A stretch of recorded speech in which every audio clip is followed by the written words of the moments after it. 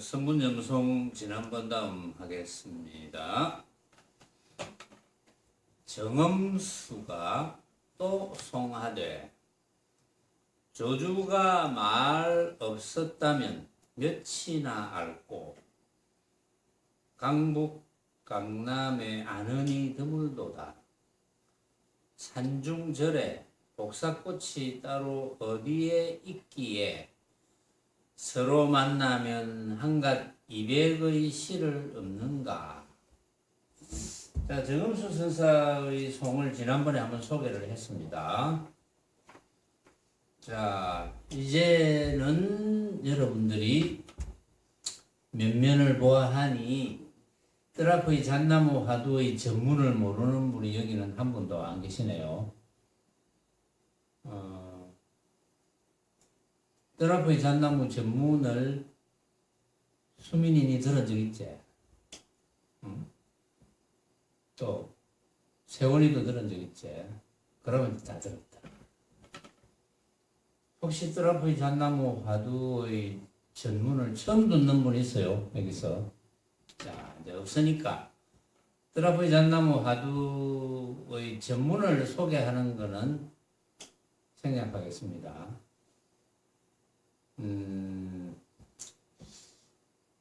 그래도 혹시 또 유튜브를 처음 듣는 분이 있을지 모르니까 잠깐만 소개를 하면, 전체 대의가 이렇죠. 이제는 여러분들도 다 이제 외웁니다. 제가 외운다는 이야기를 왜 하느냐 하면은, 제가 처음에 약 37, 8년 전에 스승을 만나서 선문염송 법문을 들을 때는 이제 선문염송의 전문, 예를 들어서 뜰 앞의 잣나무 이야기 같으면 뜰 앞의 잣나무 화두의 전문을 어떻게 입수했어. 내가 입수하려고 한 건 아닌데 신장 역할을 하는 분이 한 분 있어가지고 그 전문을 적어줬어요. 그분이 왜 적어줬느냐 하면 그 인연이겠지만, 그분이 이제 국문학과 출신인데 스승의 옆에서, 그 당시는 스승께서 선문염송을 해설을 하시면서 그것을 가지고 원고를 쓰셨거든요. 해설하는 원고를 쓰시면서 법문하시고 이제 이래 하셨기 때문에 국문학과 출신이니까 그 원고를 교정을 합니다. 교정을 하기 위해서는 선문염송의 원문을 자기가 이제 보고 번역도 교정하고 또 스승께서 하신 해설도 교정하고 하는 그런 역할을 맡았기 때문에 이제 원문을 자기가 이제 입수를 하기가 쉽죠. 그래서 무슨 인연인지 모르겠는데 저한테 원문을 노트에 다 적어줬어요. 뜰 앞의 잣나무다 이러면, 그러면 이제 지금 제목이 백수였다 이러면 백수, 잣나무. 그러니까 어떤 스님이 조주선사에게 물었다. 조사스레이가 무엇입니까? 조사께서 서쪽에서 오신 뜻이 무엇입니까? 이제 이때의 조사는 달마대사입니다. 달마대사께서 인도에서 중국으로 갔기 때문에 그게 왜 갔느냐? 그 말은 이제 지난번에 설명했죠. 부처님께서, 석가모니 부처님께서 도솔춘 내원궁에 계시다가 이 사바세계에 오신 뜻이 무엇입니까? 이거하고 같은 뜻이거든요. 그 무슨 뜻이겠습니까? 그것은 해탈을 가르쳐 주러 오셨겠죠. 해탈을 모르기 때문에 괴로워하고 있으니까, 해탈을 알면, 해탈을 알고 실천하면 괴로워하지 않는다. 그것이 열반이고 그것이 극락이다. 지극한 즐거움이다. 그런 뜻을 가르쳐 주러 오셨는데, 조주선사는 뜻밖의 뜰 앞의 잣나무니라 이렇게 이야기하니까 이 스님이 경계를 가지고 설명을 하지 마십시오. 이렇게 이야기합니다. 자신이 뜰 앞의 잣나무를 경계로 봤습니다. 모습이라고 봤으니까. 그러니까 고정관념을 가지고 있었겠죠. 무조건 모습이다. 모습은 경계다. 모습이 경계입니까? 경계일 수도 있고 아닐 수도 있고. 모습을 경계로 볼 때는 어떤 때입니까? 모습을 진짜로 볼 때. 경계로 보지 않을 때는 모습을 가짜로 볼 때. 그렇죠? 그러니까 조주선사가 나는 경계로서 가르치지 않는다. 그러니까 다시 묻습니다. 조사스레이가 뭡니까? 똑같은 답을 합니다. 뜰 앞에 잣나무니라. 이제 그 뒤에 법안선사가 이제 각철치에게 가가지고 조주선사 제자인 각철치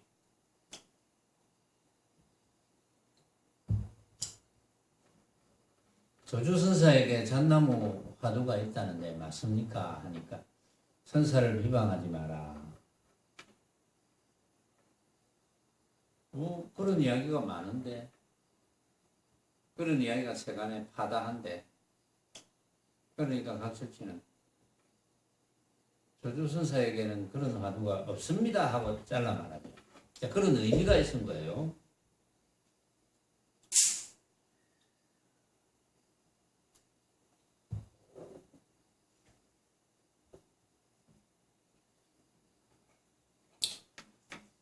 이게 이제 전문인데 방금 제가 이제 외우고 있잖아요.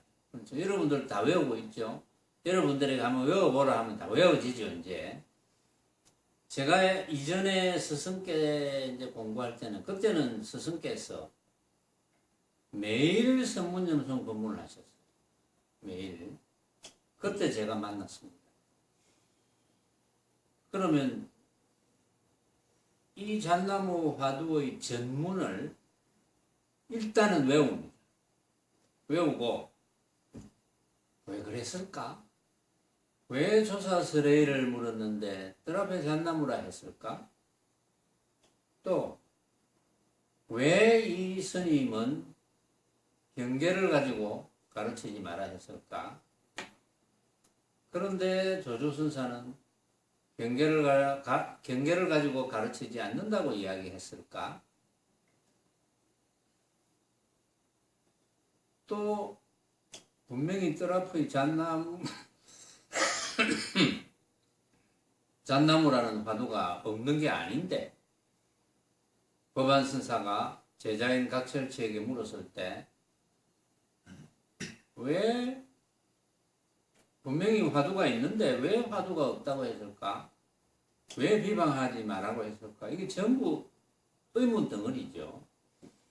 그래서 저는 그때 이제 공부할 때 여러분들이 뭐 똑같이 공부하라는 뜻은 아닙니다. 이제 각자 방편이 다르기 때문에 저는 그렇게 그 당시에 이제 공부하면서 다 외웠어.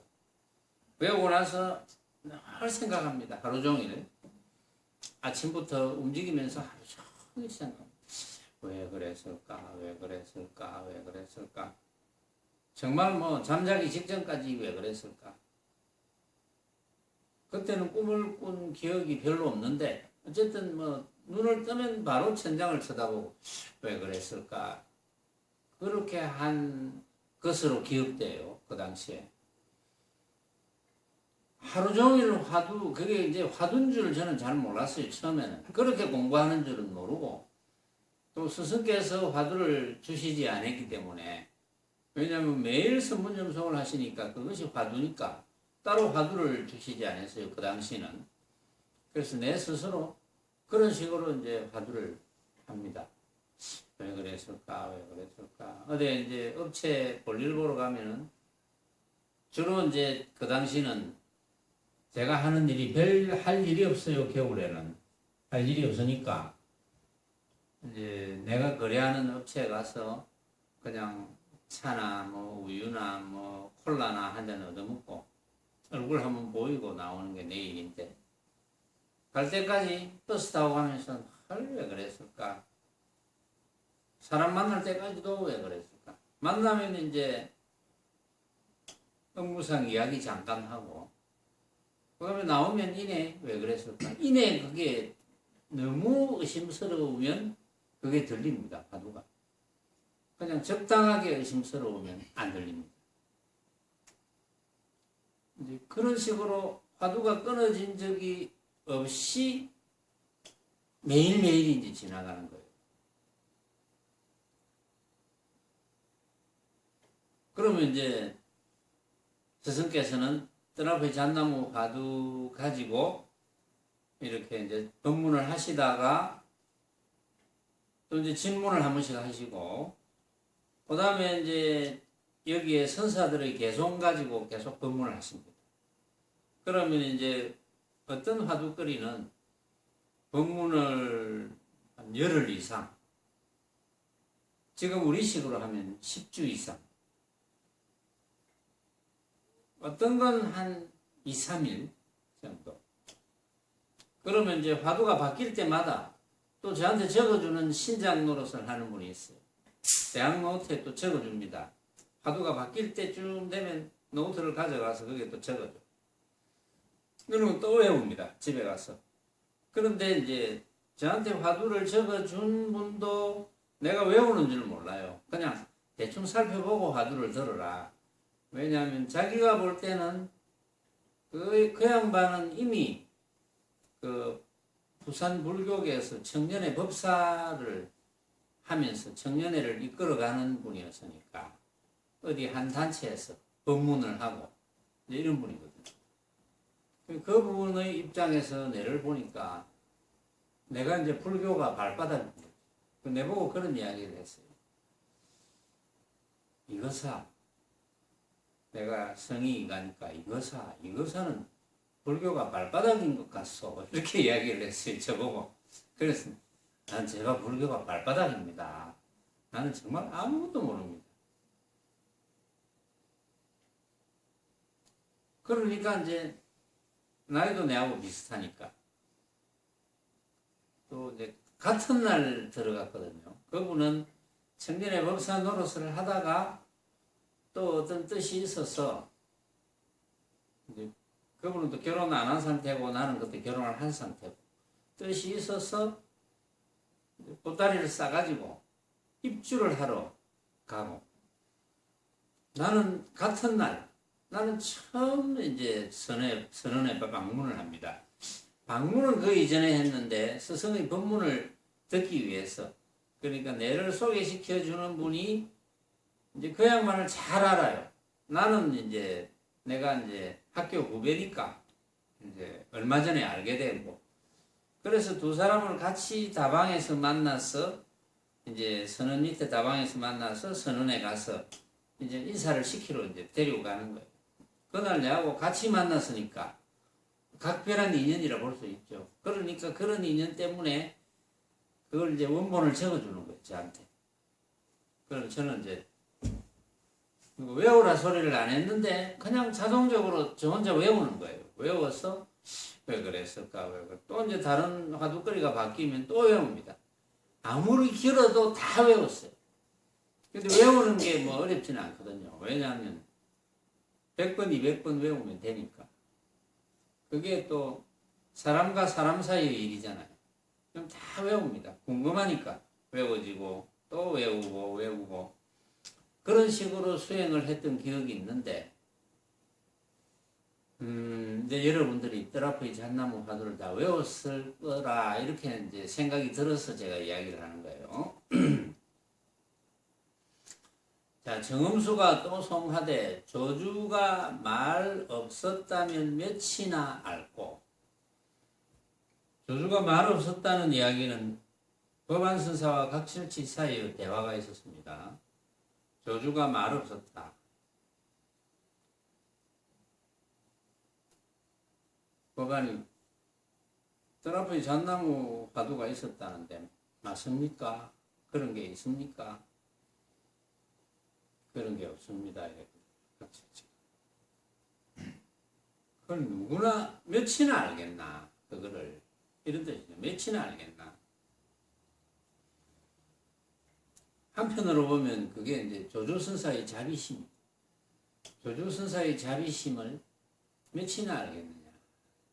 조주선사가 강곡한 자비심으로 조사 설의를 물었을 때 뜨라퍼의 잣나무니라 이렇게 대답한 그 까닭.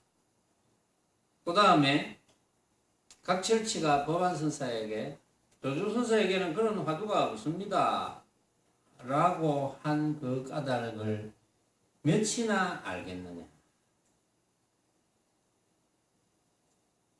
결국은 그 말은 조주선사께서 모습에 붙지 않는 이야기를 하신 줄 몇이나 알겠느냐. 다른 말로 하면 말 없는 말을 하신 줄을 몇이나 알겠느냐. 이런 뜻이죠. 그럼 정음수 선사가 그렇게 이야기를 해놓고 강북 강남에 아는이 드물도다.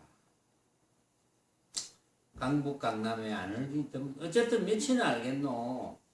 아는이가 드물다. 정음수 선사의 안목으로 볼 때는 참 아는 사람이 드물구나. 결국은 아는 사람이 드물다는 것은 뭘 아는 사람이 드물다는 것일까요? 뭘 아는 사람이 드물다는 것일까? 어찌 보면 이제 대부분이 여러분들보다 못하다 이런 뜻입니다. 왜냐하면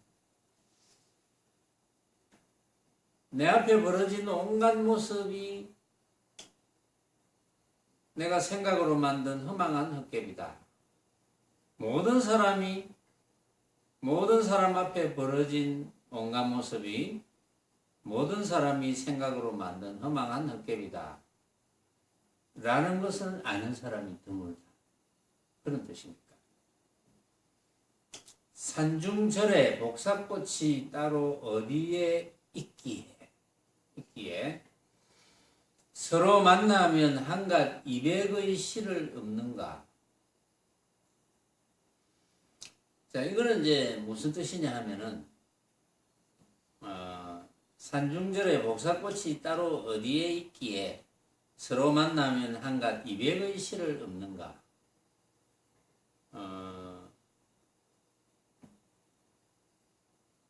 이제 여기 이제 해설서에는 없는데,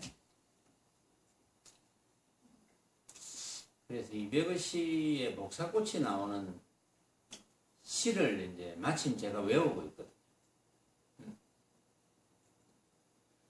시, 어떤 시일까라고 생각해 보니까 그 유명한 시가 그 시밖에 없을 것 같아. 복사꽃, 복숭아꽃, 도화라 그러죠. 도화.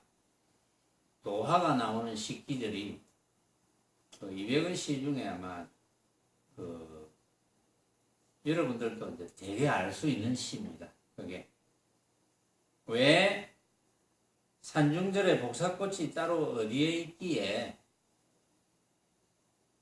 서로 만나면 한갓 200의 시를 읊는가? 200은 그 별명이 시성이라고 그래요. 시성. 시의 성인이다. 시로는 뭐 200을 당할 수 없다. 두보와 200 그랬죠. 그 당시에 200은 정말 시성이다. 이런 시성으로 불릴 정도로 어떤 시를 짓는 능력이 대단했죠. 공부의 능력은 잘 모르겠지만 시를 짓는 능력이 대단했다. 그래서 그 제목이 산중답 속인시입니다. 그 시도 가만히 뜯어보면 뭔가 있는 것 같은 느낌이 들어요.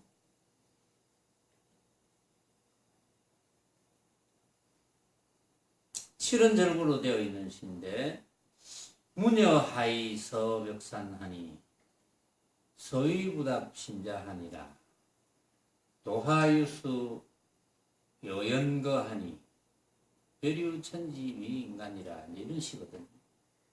무녀하이 서벽산하니 푸른 산에 왜 사냐고 물으니 서위부답 신자하니라 대답은 안 하고 빙긋이 웃는데 마음이 한가롭더라. 도화유수 요용과 하니 복숭아꽃이 아득히 흘러가는데 죄류천지비인간이라 유별나게도 천지에 인간 세상이 아니로구나. 그건 어찌 보면 뭐 신성과 같은 그렇게 이제 살아가는 삶을 이백이 이제 그렇게 읊었겠죠, 말하자면. 그래도 거기에 보면 서유부답 심자한이라는 말이 나옵니다. 대답은 하지 않는데 씩 웃으면서 대답은 하지 않는데 참 마음은 한가롭구나. 이백의 상태가 이제 그렇는지도 모르죠. 그러니까 수행자들이 서유부답 심자한 이런 기절이 이제 있으니까 이게 이제 수행과 관계가 대단한 줄 알고 이제 그 시를 막 외우겠죠. 그러면서 도하유수 요용가니 복숭아꽃이 아득히 물 위에서 물에 떨어져서 흘러가는 이제 그런 광경을 얻고 인간 세상이 아니로구나 여기가. 이제 이런 시를 정음수 선사가 볼 때는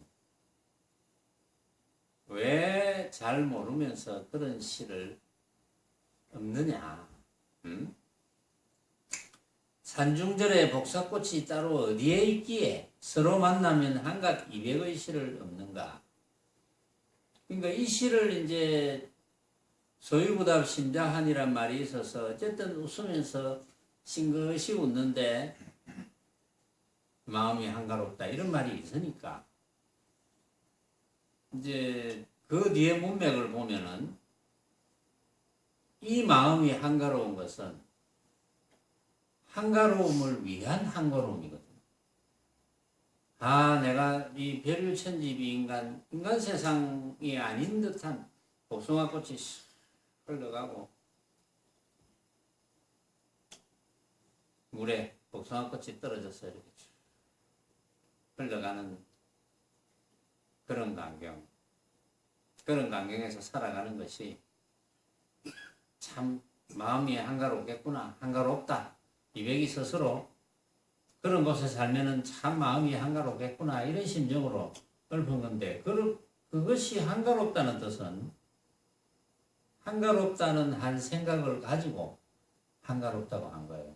그런 경우가 많죠. 여러분들도 만약에 오늘 좀 한가롭네 한다면 그건 한가롭다는 모습을 가지고 한가로운 거예요. 진짜 한가로운 게 아니고 진짜 마음이 한가로운 건 어떤 겁니까? 진짜 마음이 한가로운 것은 바쁜 것도 아니고 그렇다고 한가로운 것도 아니고 그게 진짜 한가로운 거예요.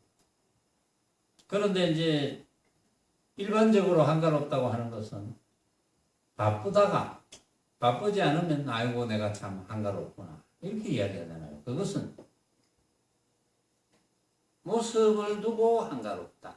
한가롭다는 모습을 가지고 한가로운 거거든요. 그건 진짜 한가로운 게 아니다. 근데 이 정음수 선사가 볼 때는 조주선사의 뜰 앞에 잣나무 또 각철치가 조주선사에게는 그런 말이 없소이다 이런 말도 모르면서 그런 말도 못 알아들으면서 뭐 한가롭다는 말이 있는 이백의 시 아무리 시성이라 하지만 한가롭다는 말을 쓰는 그런 이백의 시를 읊조리면서 수행자들이 못 모르고 그렇게 수행답지 않은 생활을 하느냐 이제 제대로 수행을 못한다는 거예요. 정음수 선사가 볼 때는 대체로 수행을 제대로 못한다. 왜냐하면 수행의 핵심을 모른다 이런 뜻이거든요. 수행의 핵심을 알면 뭐 그럴 리가 없겠죠. 수행의 핵심을 모른다. 대체로. 이제 여러분들은 대체로 이제 짐작을 했을 거 아니에요. 한가롭다는 것은 여기서 200의 한가로움. 200여 큰 한가로움은 한가로움을 위한 한가로움이다. 한가롭다는 한 생각을 가지는 한가로움이다. 여러분들이 한가로운 모습을 짐작할 수 있는 한가로움이다. 우리 그림이나 이런 걸 봐도 정말 뭐 어떤 시골 툇마루에 앉아가지고 농번기가 끝나고 달기 모이를 쪼고 있고 개가 한가롭게 저 죽담에서 들어누워 낮잠을 자고 있고 이런 광경을 보면 문화가는 사람도 한가로운 광경이구나 이렇게 이야기하잖아요. 그런데 정작 앉아있는 한가로운 광경 속에서 앉아있는 사람이 아이고 다음에 내일 모레 이런저런 이야기를 이런저런 일을 해야 되고 또 지금 얼마 안 있으면 또 무슨 밭을 갈아야 되고 이런 생각으로 가득 차 있다면 모양이 한가롭다는 생각이 들지만 그것은 한가로운 게 아니거든요. 한가롭다는 것을 위한 한가로움, 모습적으로 한가로움. 모습적으로 한가로움은 한가로움이라고 할 수 없어요. 그건 이제 말로 하자면 마음이 한가로워야 되는데 마음이 한가롭다는 건 뭡니까? 마음이 한가롭다는 것은 온갖 모습이 만법이 내가 생각으로 만든 허망한 헛개비임을 깨달았어. 알았어. 그것을 놓치지 않으면 그게 한가로움이죠. 그런 한가로움을 정음수 선사는 안다. 그래서 이제 정음수 선사의 송을 보면 정음수 선사의 살림살이가 묻어 나오는 그런 개송입니다. 그 이전의 개송도 그렇고 이번의 개송도 그렇고 이제 여러분들이 한가롭다는 것이 무엇인지는 이제 명확하게 알았겠죠. 다음에 성천회 선사의 송을 한번 봅시다. 성천회가 송하되 조주의 뜰엔 잣나무 밖에 다른 것이 없거늘 바람결에 싸늘한 소리 밤 파도와 같도다. 사람들이 서쪽에서 오신 뜻을 묻자 가리켜낸 것이니 제자리를 여의지 않으니 입새만 항상 앙상하더구나. 자, 성천회 선사 조주의 뜰엔 잣나무 밖에 다른 것이 없거늘 조주의 뜰엔 잣나무 밖에 없다. 다른 것이 없어. 근데 다른 것이 있다면 그건 전부 이제 망념이 되겠죠. 왜? 다른 것이 있다면 모습을 가지고 이야기하는 거니까. 그렇죠? 근데 조주선사가 잣나무 이야기만 했으니까 그러면 성천회 선사는 조주선사의 잣나무 이야기를 알고 있었다는 것이거든요. 알고 있었으니까 조주선사에게는 조주의 뜰엔 잣나무밖에 없구나. 그 외에는 어떤 모습도 거론할 필요가 없다. 조주선사가 잣나무 이야기를 했기 때문에 오로지 잣나무에서 모든 소식을 알아채야 된다. 그 외에 온갖 분별로서 망념을 일으키면 그것은 천리말리 벌어진다.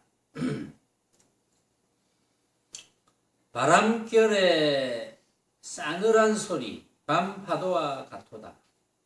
바람결에 싸늘한 소리 별로 좋은 표현은 아닙니다. 그렇죠? 바람결에 싸늘한 소리. 그러니까 바람결에 싸늘한 소리라고 이렇게 표현한 것은 부질없이 일으키는 아르마리 이런 이제 망념이죠. 부질없이 일으키는 아르마리 망념. 그러니까 조주의 잣나무에 대해서 부질없이 일으키는 아르마리. 핵심을 모르고 조주선사가 뜰 앞의 잣나무라고 한 핵심을 모르면서 부질없이 온갖 지식을 총동원해가지고 어떤 잣나무를 이야기했을까? 조조선사가 잣나무라고 이야기한 것이 저게 어떤 잣나무일까? 뭐 큰 잣나무일까 저게? 조조선사 뜰 앞에 가본 사람은 가본 사람대로 과연 잣나무가 있구나. 그 잣나무가 조조선사에게 어떤 감명을 주었을까? 뭐 이렇게 생각을 일으킬 거고, 안 가본 사람은 어떤 잣나무일까? 덩치가 큰 잣나무일까? 작은 잣나무일까? 뭐 그런 망념을 일으키고, 또 잣나무 화두에 대한 온갖 아르마리를 일으킵니다. 그렇게 부질없이 많은 아르마리를 일으키는 소리, 바람결의 싸늘한 소리, 밤파도와 같도다. 밤파도니까 밤파도가 무슨 보이겠습니까? 소리는 들리지만, 그러니까 깜깜하다는 거죠. 그러니까 성천의 선사가 이야기할 때는 조조의 뜰엔 잣나무밖에 없는데 온갖 분별 망념을 일으키고 아르마리를 일으키는 거 보니까 참으로 깜깜하구나, 이런 뜻입니다. 참으로 깜깜하다. 그러면 성천의 선사는 이제 안다는 뜻이거든요. 그 뒤에 이제 안다는 뜻을 뒷받침하는 말마디가 한번 볼까요? 사람들이 서쪽에서 오신 뜻을 묻자 가리켜낸 것이니. 그리고 뜰 앞의 잣나무는 서쪽에서 오신 뜻을 묻자 조사설의를 물었다. 조사께서 서쪽에서 오신 뜻이 무엇입니까? 뜰 앞의 잣나무니라. 그렇게 한 것이니 제자리를 여의지 않으니 입새만 앙상하더구나. 제자리를 여의지 않으니, 제자리를 여의지 않는다는 것은 핵심을 여의지 않는다 이 말이죠. 제자리를 여의지 않는다는 뜻은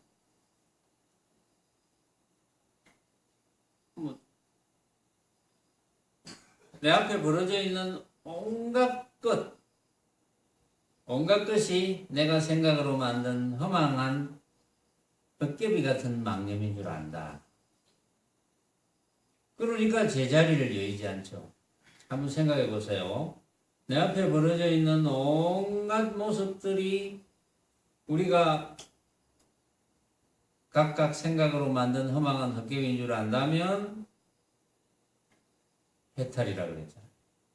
알면 해탈이거든요. 알면 붙지 않으니까. 알면은 구속되지 않으니까. 그래서 대자유인이랍니다. 해탈이니까 대자유인. 대자유인이니까 제자리를 떠나지 않는다. 대자유인이니까 바로 그때가 부처라고 그랬죠. 그때가 부처다. 그러니까 제자리를 떠나지 않는 겁니다.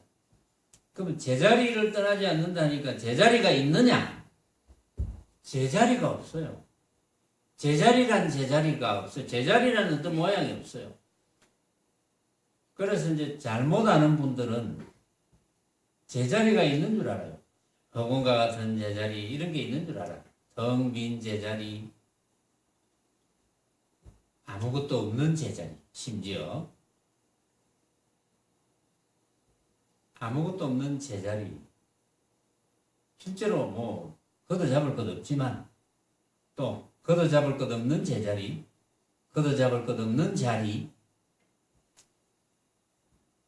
걷어잡을 것 없다고 하거나 아무것도 없다고 하거나 어쨌든 텅 비었다고 하거나 맑고 깨끗하다고 하거나 허공 같다고 하거나 그런 어떤 자리가 있다고 생각하면 그거는 망념이 되겠죠. 그런 고정관념을 가진 분들이 많이 있어요. 수행하는 사람들 중에 그런 고정관념을 가지고 있으면서 안다고 생각하는 분들이 의외로 너무 많다는 사실.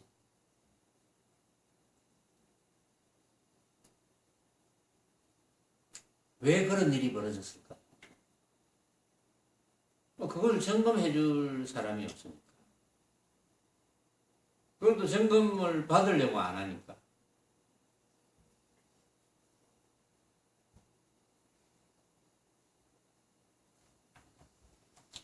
그래서 제자리를 여의지 않으니 입새만 앙상하더구나.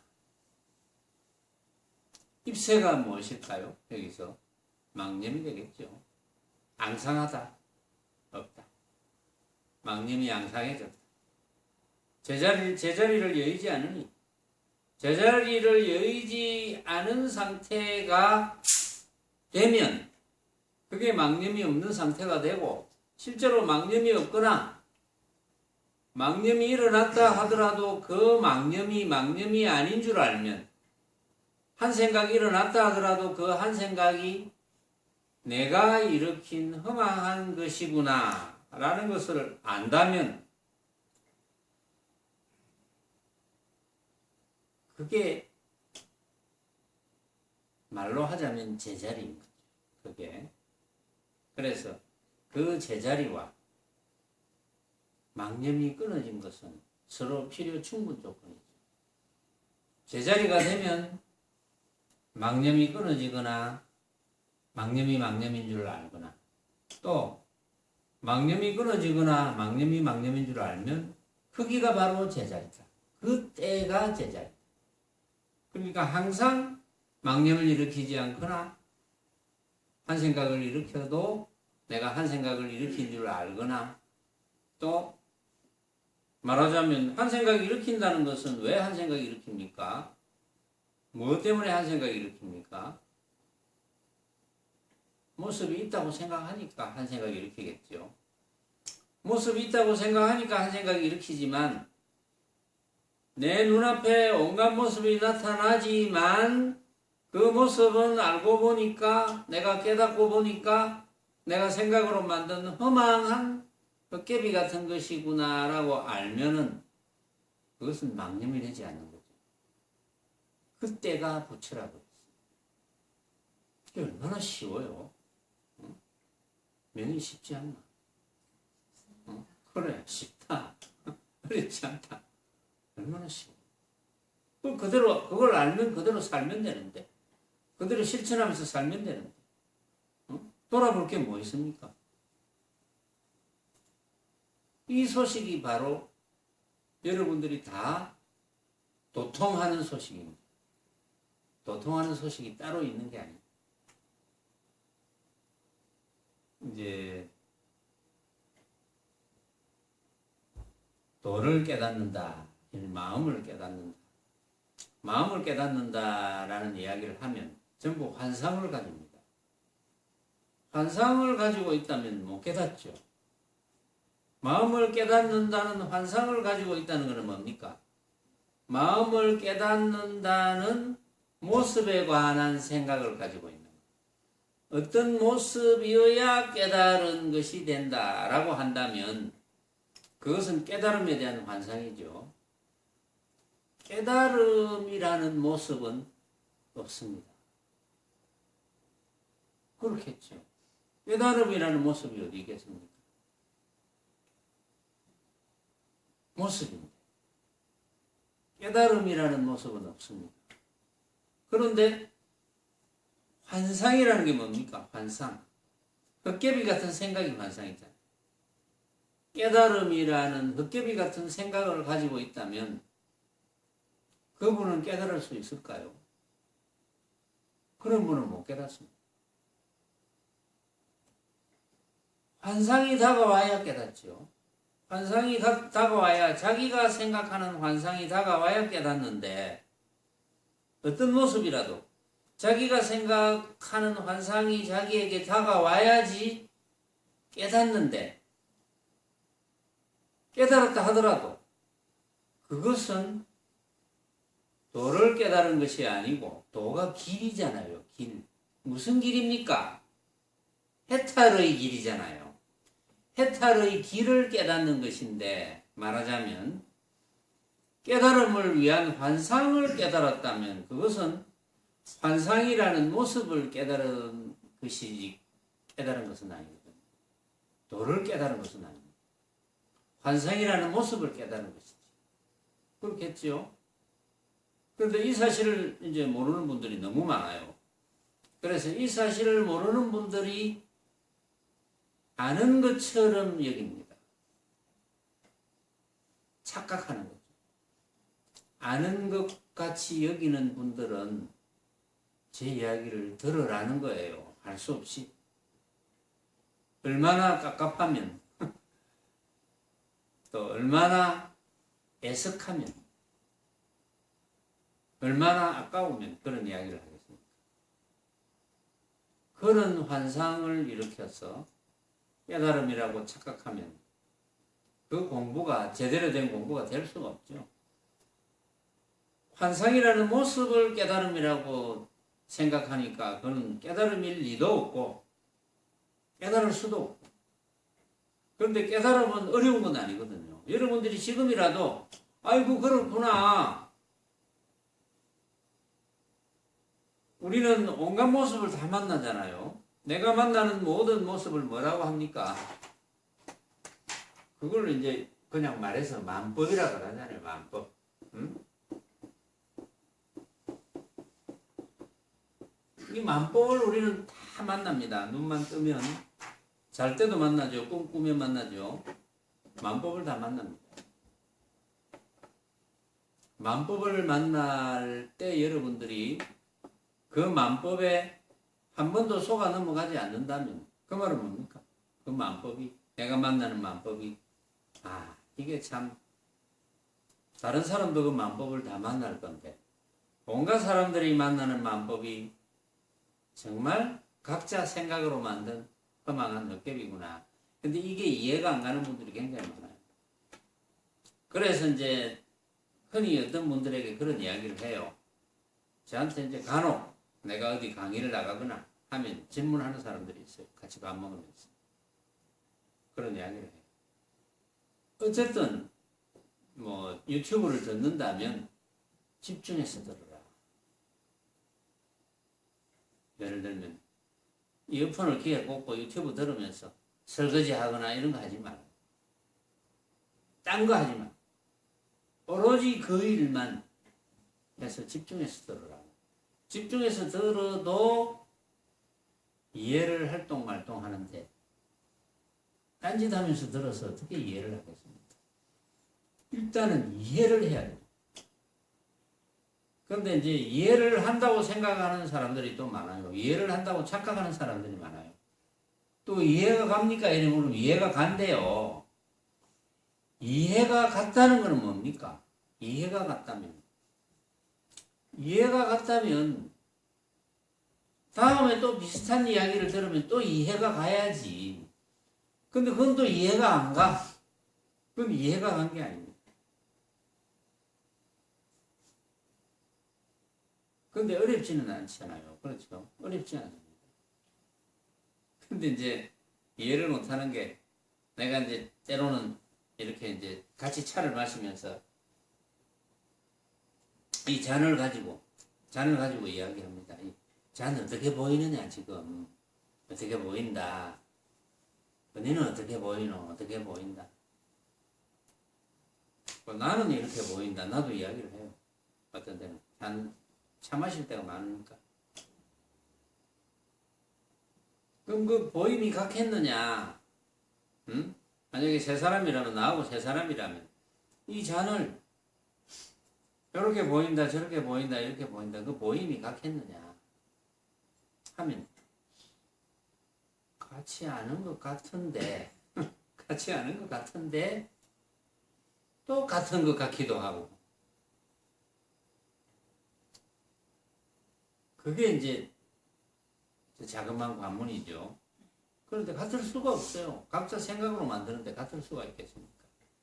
요걸 이제 잘 이해를 못하고 그 다음에 그래서 이 잔은 누가 만들었느냐 이러면 아무리 생각해도 이 잔을 흙으로 빚어서 불로 뗀 사람이 만든 것 같은데 응? 도자기 공이 만든 것 같은데 누가 만들었느냐? 도자기 공이 이 잔을 아무리 만들어도 내가 이 잔을 보지 못했으면 나에게 잔이 있습니까? 응? 있습니까? 재원아 있나? 없지. 도자기공이 이 잔을 아무리 수억 천만 개 만들어도 내가 보지를 못했다면 나에게는 잔은 없는 거예요. 그렇죠. 그런데 또 어떻게 착각하느냐 하면 그래도 어딘가 있지 않습니까? 이렇게 이야기를 해요. 어딘가 만들어 놨다면 어딘가 있지 않습니까? 뭐 어딘가 있을지는 모르지만 나는 못 봤으니까 내한테는 없는 거 아니냐. 이 지구상에 뭐 땅속에 뭐가 있는지 모르지만 뭐 금도 많고 은도 많고 기타 등등 여러 가지 광물질도 많고 온갖 기체 종류도 많이 있고 다 있겠죠. 그러나 내가 보지 못하고 느끼지 못했다면 내가 어떻게 있다고 할 수 있겠어요? 있다고 할 수 없죠. 근데 이게 이제 너무 똑똑해서 못 알아들어요. 아이고 내가 학교에서 공부할 때는 뭐 리튬도 있고 뭐 붕소도 있고 질소, 산소, 불소, 네온, 나트륨, 알루미늄, 기타 등등 온갖 것이 원소 기호를 다 외웠잖아요. 온갖 것이 다 있다고 들었는데 배웠는데 왜 없다는 말입니까? 이런 고정관념 때문에 안 되는 거예요. 그래서 이제 최상승 법문을 들을 때는 쓸데없는 지식을 다 버려야 돼요. 지식이 많으면 많을수록 못 알아듣어. 왜? 지식이 많다는 뜻은 무슨 뜻입니까? 고정관념이 많다는 뜻이거든.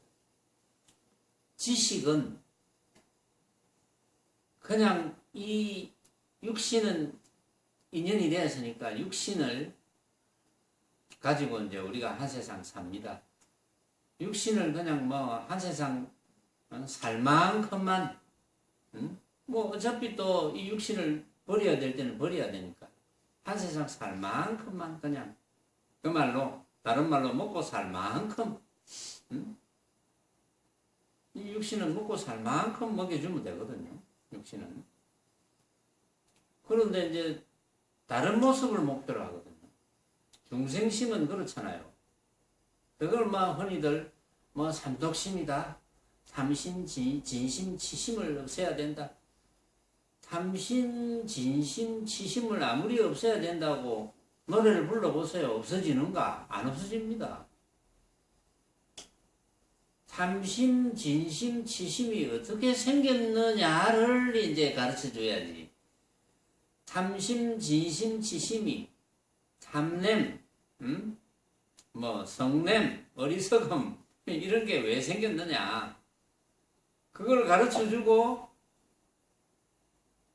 고로 그런 것은 다 엉터리니까 가짜니까 가질 필요가 없는 것이다 이렇게 가르쳐 줘야지. 그걸 없애라면 없어집니까? 안 없어지는데 어릴 때부터 배운 거는 오히려 탐심, 진심, 치심을 기르는 걸 배울 가능성이 많죠. 그렇죠. 너 공부 잘해야 된다. 뭘 잘해야 된다. 남보다 해서 이겨야 된다. 돈 많이 벌어야 된다. 좋은 직장 가야 된다. 좋은 배우자 만나야 된다. 집안을 일으켜야 된다. 어찌 해야 된다. 전부 모습이잖아요. 응? 전부 그렇게 교육을 받고 자랐잖아요. 그리고 이제 가정교육도 그렇고 사회교육도 그렇고 국가교육도 그렇고 전부 그런 모습에 관한 교육이잖아요. 말하자면.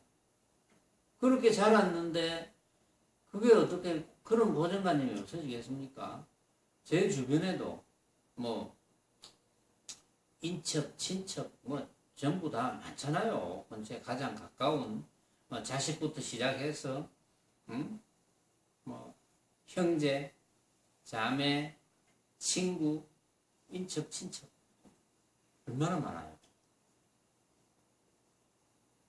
그렇게 많아도 그렇게 간곡하게 가르쳐주고 싶어도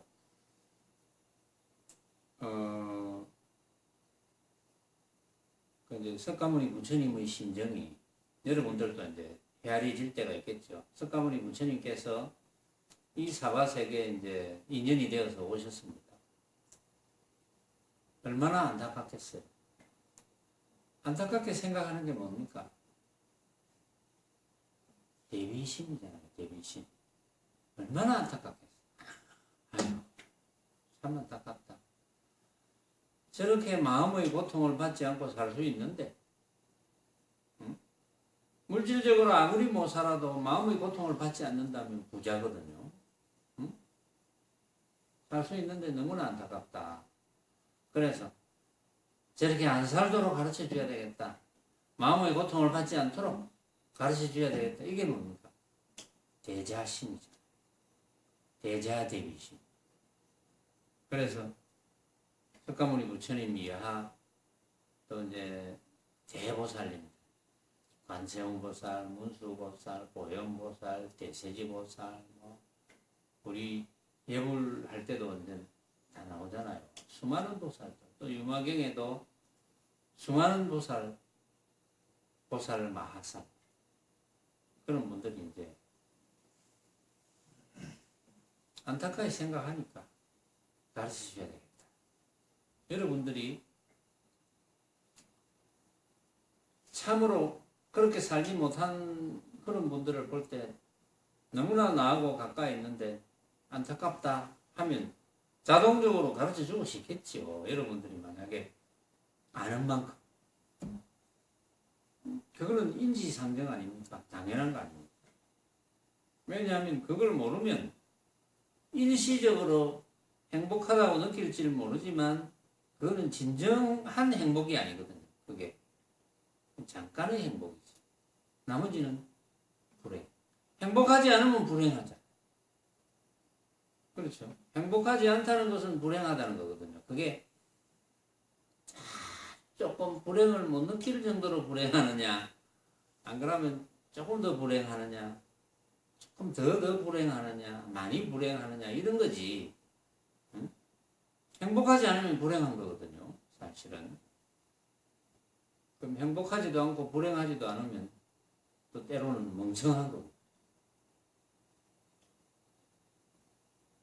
진짜 행복은 모습을 떠나야 됩니다. 모습을 떠나야 진짜 행복이에요. 모습을 떠난다는 건 뭡니까? 온갖 모습이 가짜인 줄 알아야 행복이지. 그러니까 이제 자를 가지고 저 사람이 누가 만들었노 이러면 각자가 만들었거든요. 각자가. 나는 이렇게 생각하니까 이렇게 만들고 너는 이렇게 만들고 너는 또 이렇게 만들고 그러니까 이 잔이 저 사람이 볼 때 각자 달리 보았다면 모든 사람이 보면 다 달리 보겠죠. 당연하게. 그러니까 우리는 이 잔의 진짜 모습은 볼 수 없는 거예요. 또 내가 다시 보면 또 달라요. 또 다시 보면 또 다르고 내가 예를 들어서 지구 인구만큼 70억 번을 이 잔을 보았다 해도 다 달라요. 그렇겠죠. 그렇겠죠 하면 못 알아듣는 사람은 아니지. 강요가 되니까. 그렇겠습니까? 그래야지.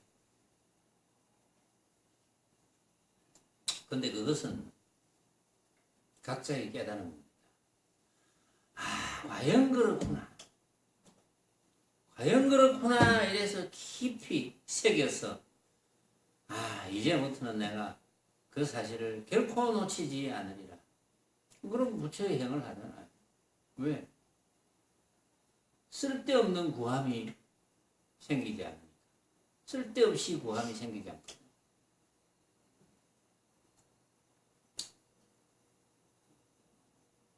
그래서 어쨌든 조사스레이를 알면 제자리를 여의지 않기 때문에 모든 생각은 허망한 헛개비 같은 생각이 됩니다. 오늘은 여기까지 하겠습니다.